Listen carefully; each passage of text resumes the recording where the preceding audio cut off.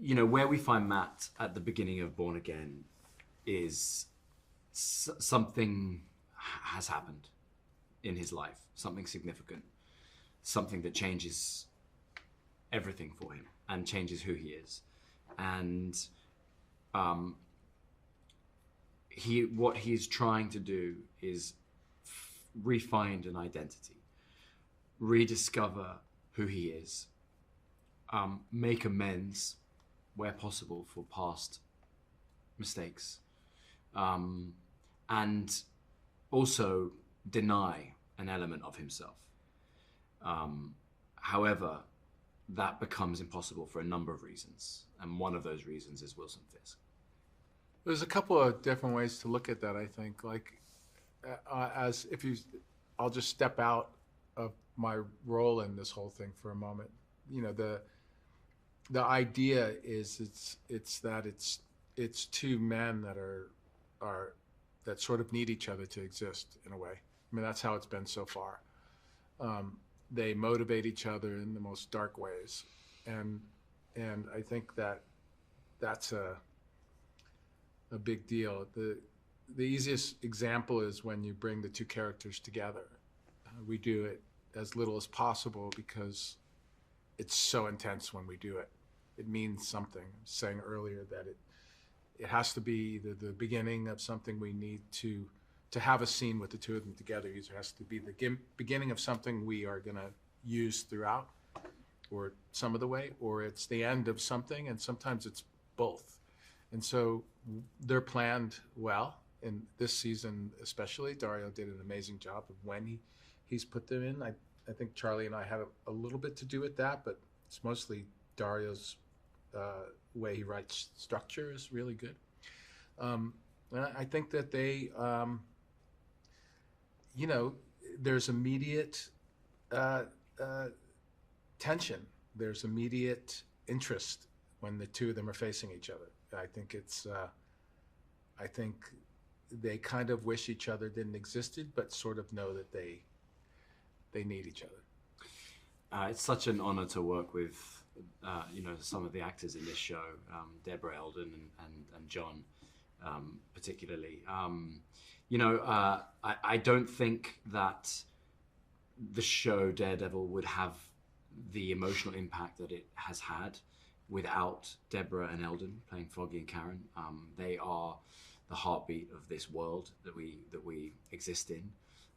They remind us of the audience. They remind us of what it is to be human in a world of superheroes.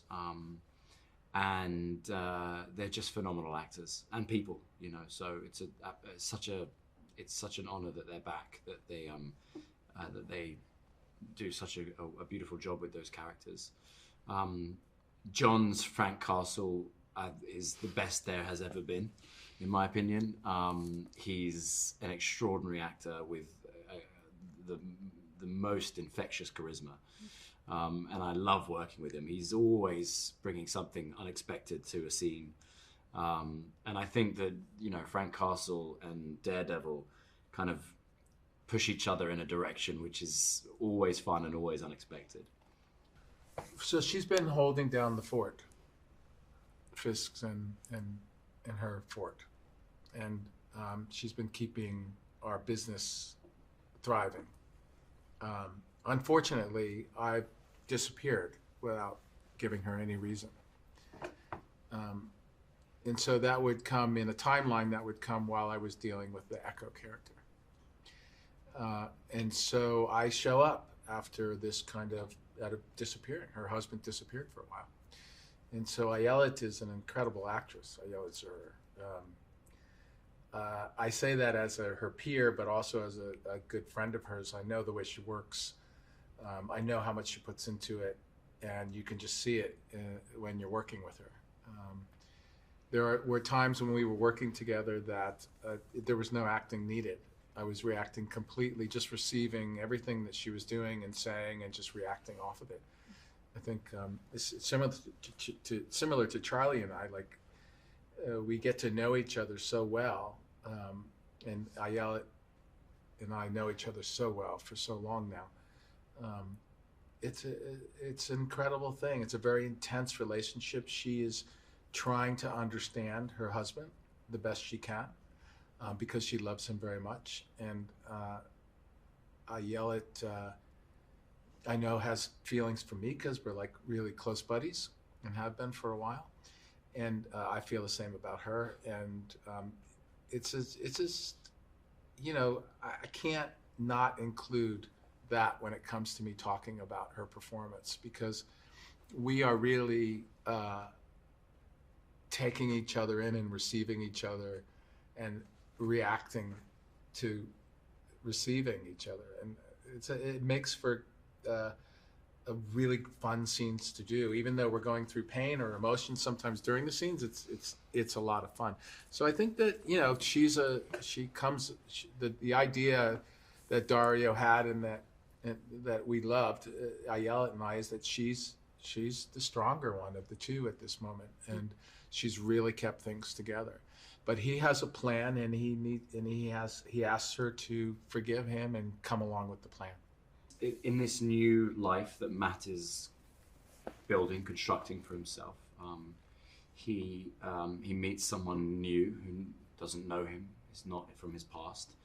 Heather Glenn, played by the amazing Margarita, and he attempts to have a relationship with someone where he is vulnerable and open and honest to an extent.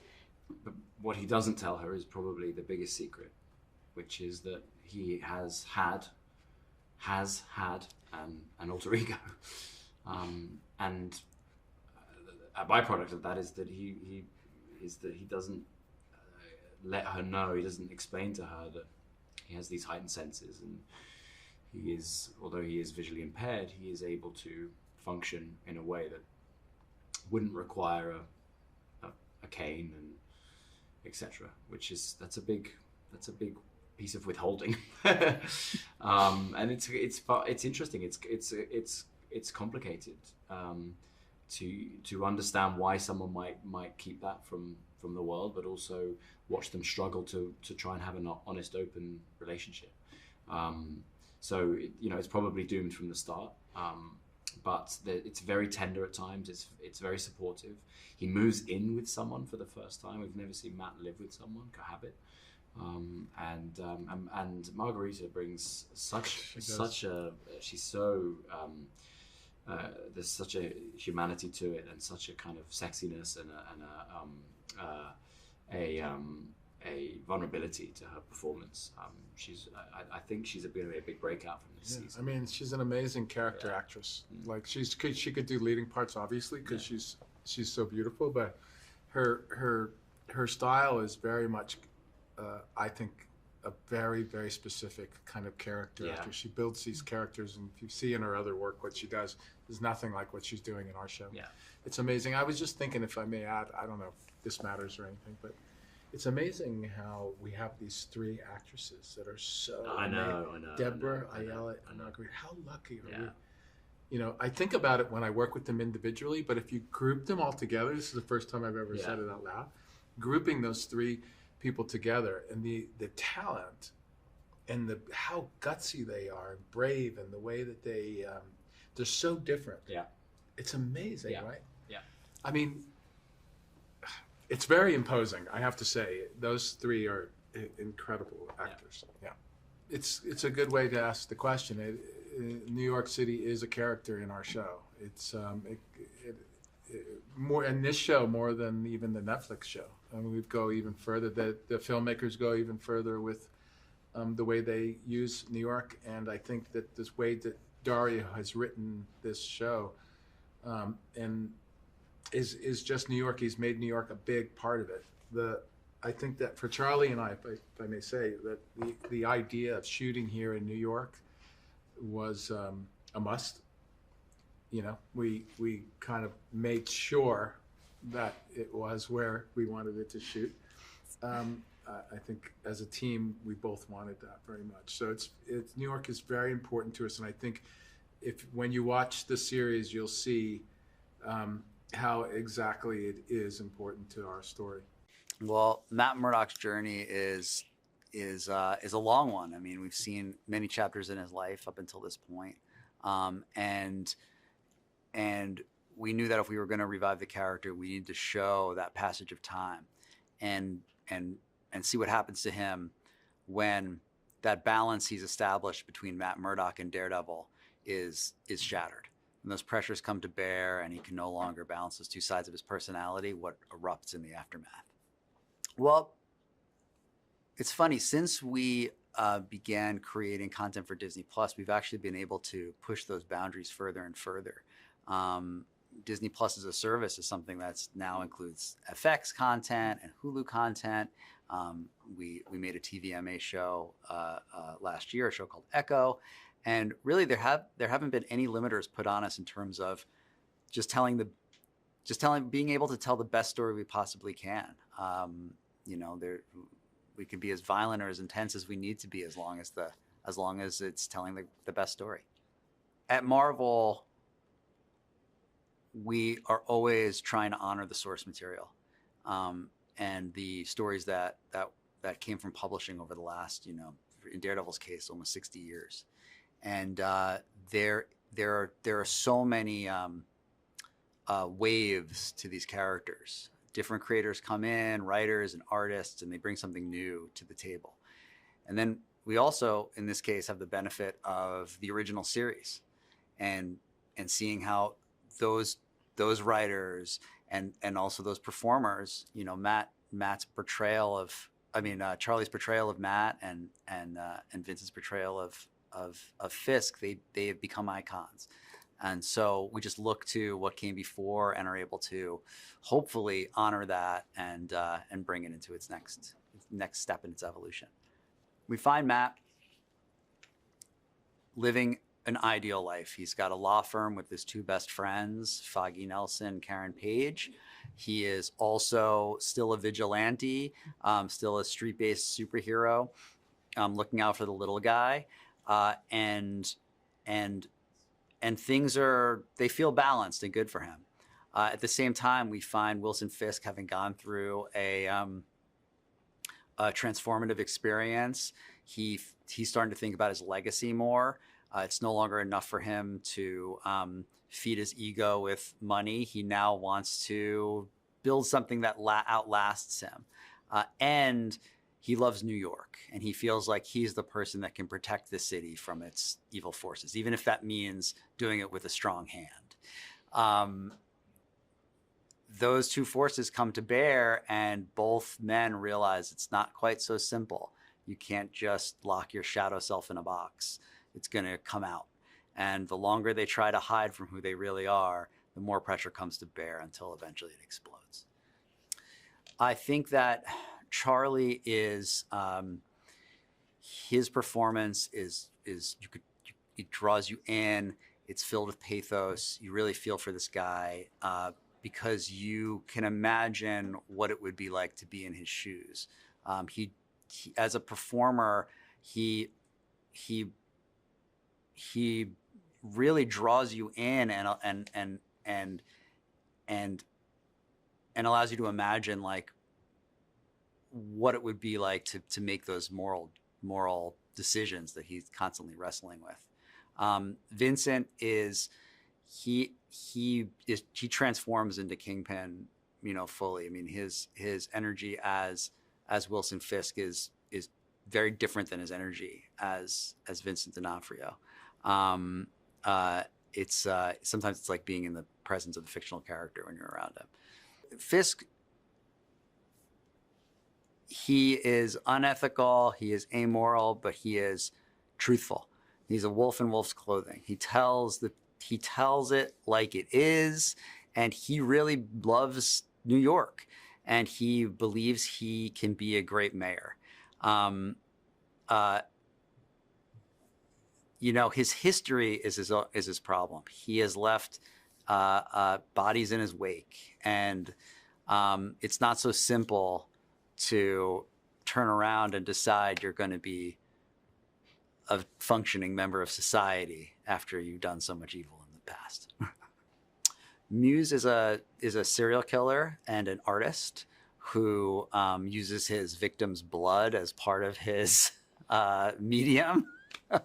It's as horrifying as it sounds, and it is something that puts the entire city on edge. So while you have these two men, Matt Murdock and Wilson Fisk, trying to not indulge their shadow selves, you have this serial killer out there filling the city itself with fear, and he is a catalyst to forcing Matt Murdock towards his Daredevil side and forcing Wilson Fisk towards his Kingpin side. I think there's lots of surprises along the way. What I hope people take away from it is like,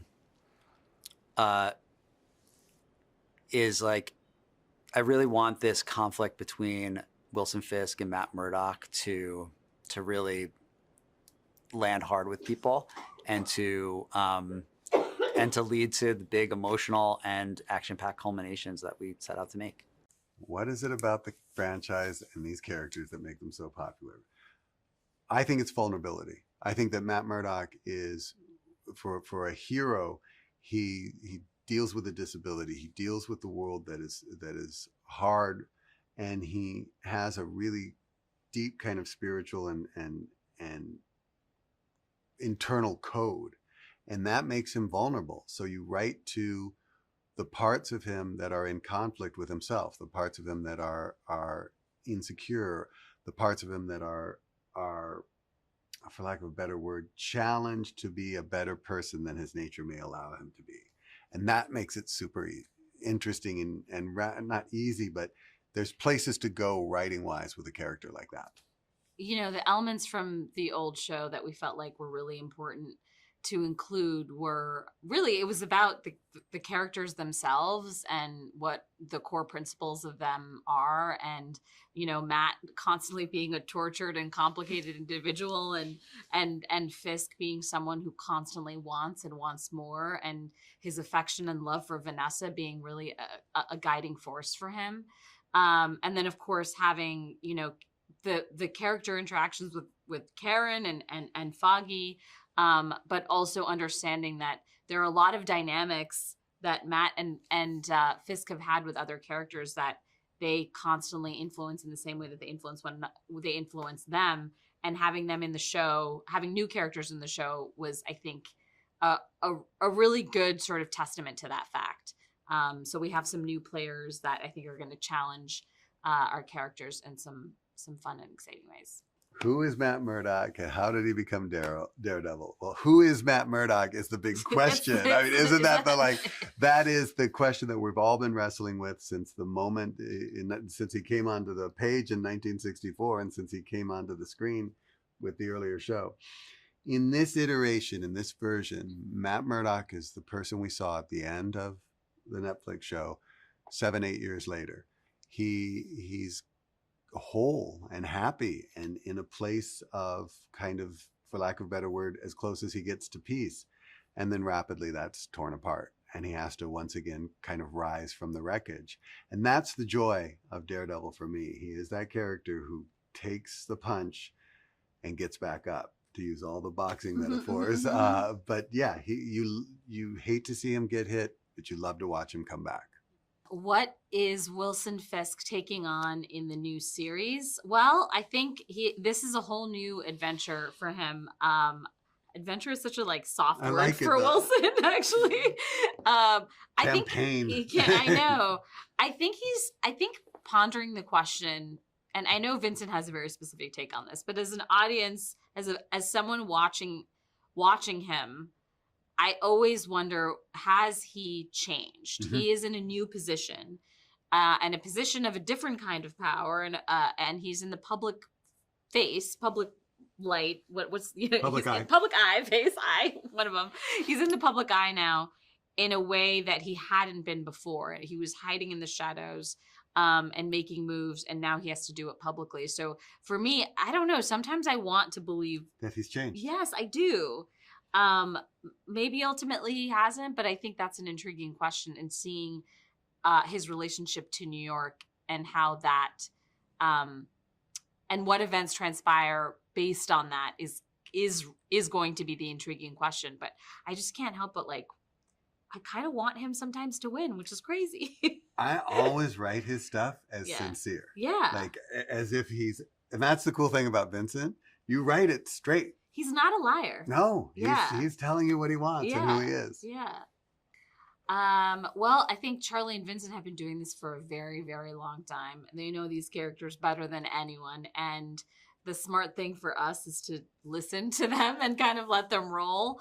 They embody them, both in terms of their like physical manifestations, just their overall presence. It's really transformative when they walk on set. I love seeing, there's one moment where Charlie, when we do action sequences, we have our stunt doubles. And when Charlie comes on, I just always know it's Charlie in the mask. It's hard to tell, but I know when it is because he just has a polish and a swagger to the way that he does his fight choreography. And there's like one move he did in the opening. It was just so cool. He like just stomped his like legs and screamed, and it was just so awesome that I feel for me as a fan, it's just really awesome to see these characters come alive through these amazing actors. Yes, Matt has a new love interest in Heather Glenn, played by Margarita Levieva, and it's a new place for Matt. I think that this is like, for lack of a better word, this is a grown-up relationship, and he's trying to be.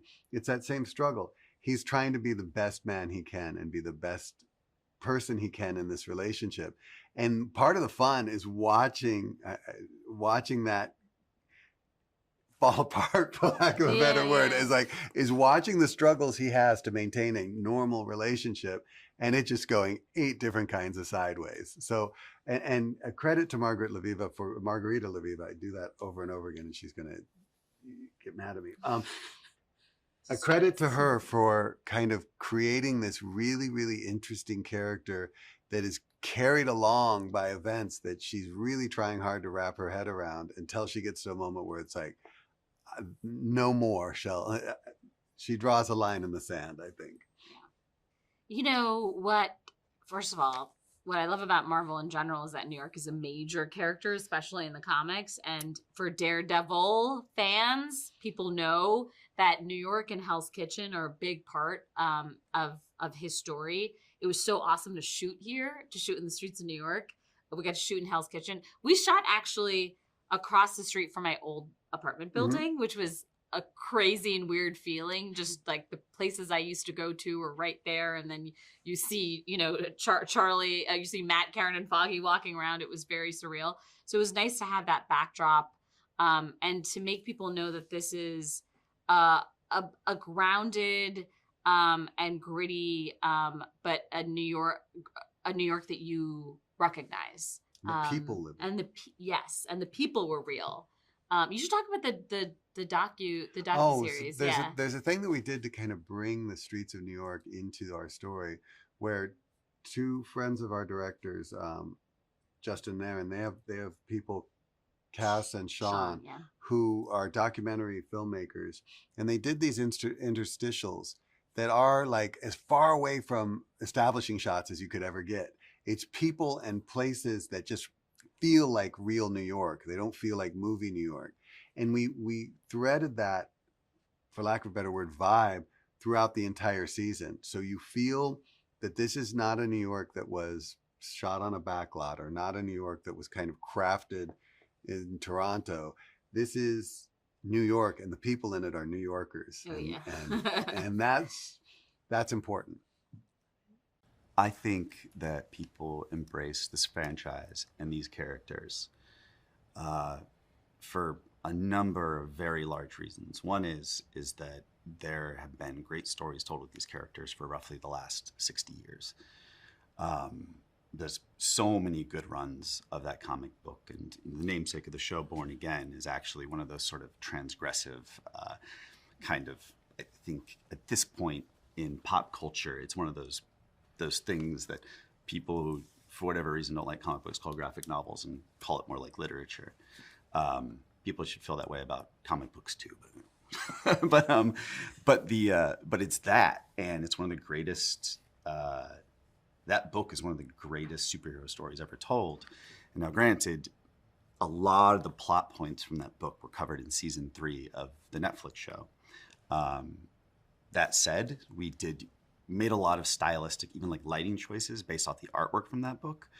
But I think the other big reason why this franchise, this character, this show has so many fans is because the Netflix show is a masterpiece. The Netflix show has some of the best TV crime drama writing in general of the last several decades. And what they achieved in humanizing Matt Murdock and William Fisk and making them, shattering them out of archetypes and turning them into these, like, you know, even like someone who might be one of the worst human beings in New York City, but you see him fall in love and you see him be human. It's a great accomplishment of that show. I think that's one of the reasons why its legacy has endured. The criteria we were trying to hit was actually our own expectations as fans of the original show and as the character, and what the kind of show we wanted to make was what made us love the Netflix show. It's dark and gritty. It is street level. It is about complex characters and inner darkness. It is extraordinarily violent, but the violence isn't done for fun. It's done to demonstrate that actions have very real consequences in a street level show. You know, I mean, hits hurt, falls kill, that kind of thing. And so there's a lot, you know, from that show that we could look to as a North Star, and also from Frank Miller's comics and a lot of the other comics, where Daredevil is a person who bleeds in a very real way, and he can't come back to life, and he doesn't have any powers outside of his mind, and you know, he of course has heightened senses, but it's still something where a human being can be a very real threat to him, and that just feels interesting. We can relate to that really strongly, and because the stakes are internal, they're about the darkness and egos within, especially the two men of Fisk and Matt. That's what we needed to hit. We needed to hit these extraordinarily high, almost operatic stakes, but the stakes are people. The stakes are not buildings or supernatural stakes.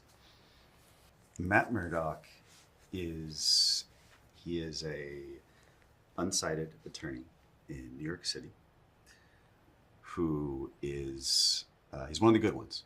When people tell lawyer jokes, he's not. They don't mean him. They don't mean him. They don't mean his Fred Fogg. He's the good guys, and he is someone who has grown frustrated enough with the system that he still does love the system. He still goes to his job every day, but he feels a drive to go do something outside the justice system that is being a masked vigilante. When we meet him this season of Daredevil Born Again, Matt Murdock is someone who has really hit a stride in his professional life. They're no longer struggling as a law firm. And he is, in the first act, he faces something that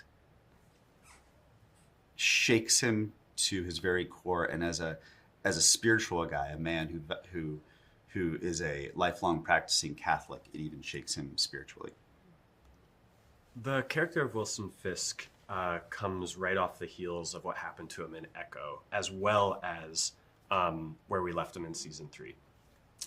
We know that he has political ambitions, and he's been gone for a long time, and he comes back, and him and Vanessa, there's a tension between them because he just disappeared. And if you know Fisk, and if you know Vanessa, they are each other's entire world. If you don't understand their relationship, then you don't understand them. They are completely enmeshed in very interesting and weird little ways. And so as soon as we re-meet them, we realize their relationship is fraught, which means their whole worlds are fraught. But he's got this ambition to become mayor of New York. And you're going to be wondering at the beginning of like, what is this? Is this a power grab? Is this something that Vanessa set up? Is this does he just want people to love him? And this question gets asked, and we're really earnest about it as filmmakers, is does he really care about New York? He just maybe is or isn't the right person for it. And that's what's so cool about him, is he's complicated. You just don't, he all of these answers might be true in weird little ways. So Ayelet, who plays Vanessa's role, is a very deep thinker, I think, in terms of, she has an extraordinarily strong opinion of who she is, and who she is so intimately related to Fisk. Her whole life revolves around this person, and vice versa. And so any decision that is made cannot be made unilaterally. They have to make it together. And when we come into the show, she has been missing her husband, who disappeared without warning, knows he's alive, but is very upset at him, and is actually committed an act outside her marriage that is very upsetting to both of them. And so she set up a business so Vanessa set up a business within the art world, where she's essentially like an art trafficker, and she's found a way to make it bulletproof, as she says. And Fisk coming back into her life, simultaneously she loves it because she loves him so much. However, it blows apart these carefully laid plans. Like he comes in like a bull in a china shop with his own ideas, and she has to figure out if she wants to get on board with it. So it's impossible to talk about the action in the series without talking about Phil Silvera. And Phil Silvera was a stunt coordinator on the Netflix show. He is now a second unit director and our stunt choreographer on this show. We have learned so much working with Phil. You can watch the stunt viz that Phil has shot, and you might question a single blow, a punch, a kick, whatever. And Phil he is already, in his response, in Phil's response to any questions of his choreography viz, you understand that he has thought through every single tiny movement in a way that's a synthesis of hundreds of thousands of conversations with Vincent or with Matt, who plays Daredevil, or whoever it is, and that he has taken in their very, very deep, complicated approach to their character and their character's emotions and desires and everything, and he's combined that with his sort of almost like childlike admiration for the comic books, and somehow that all comes together into this choreography and this fighting that is so much more ground level and street and realistic than most superhero content.